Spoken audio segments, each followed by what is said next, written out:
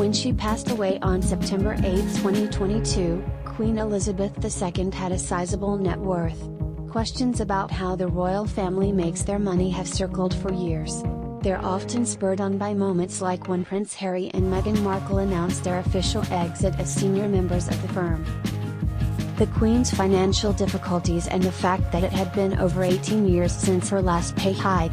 This interview actually took place in November 1969, 2 years after his mother, Princess Alice, moved into Buckingham Palace.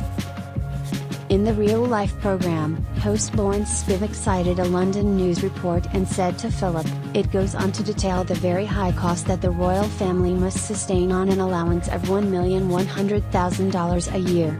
Is that creating an awkward situation? In November 2019, unconfirmed reports that Prince Andrew, Queen Elizabeth's second youngest son, would forego his yearly payment of roughly $300,000 after stepping back from public duties for the foreseeable future amid a cloud of scandal, caused the royal family's salaries to once again make headlines. So what are the royal family's salaries, how do they earn them, and where does the money come from? Here's what we know, including how these funds costs the average taxpayer in England.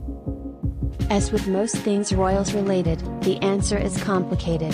The royal family is paid through a mix of public and private money, that's on top of net worths that include inherited wealth, a significant real estate portfolio, and other assets. Before her death, most of Queen Elizabeth II's family's annual income and expenses were paid through three sources: the public sovereign grant, and the private duchies of Cornwall and Lancaster. Since 2012, the monarch's official duties, and the costs involved in maintaining the occupied palaces, have been paid for by a government-administered annual lump sum called the Sovereign Grant.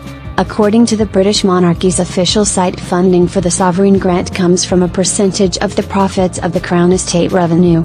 The Crown Estate, as CNN Money explains, can be roughly defined as These lands were first surrendered by George III back in 1760, to be managed by the Treasury going forward.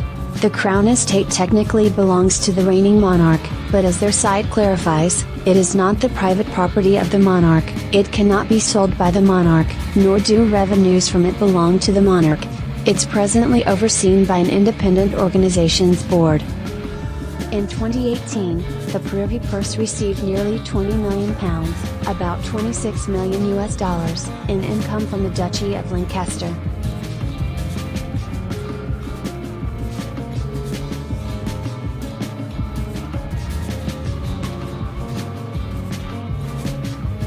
The Duchy of Cornwall provided almost £22.2 million, around $30 million, in income to Charles and Camilla for the 2019 to 2020 fiscal year, and the Sovereign Grant provided nearly £2 million to support their official royal activities.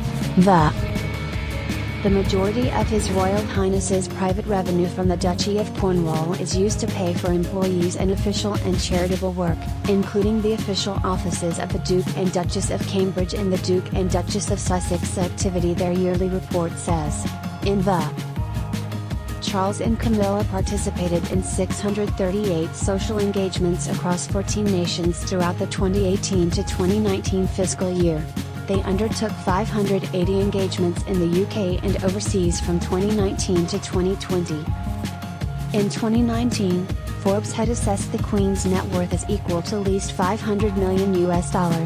Per the Crown Estate's annual report for 2019-20, the value of the British royal land portfolio fell by 1.2% to £13.4 billion in 2020 due to the COVID-19 lockdown impacting tourism and retail in particular. Without money,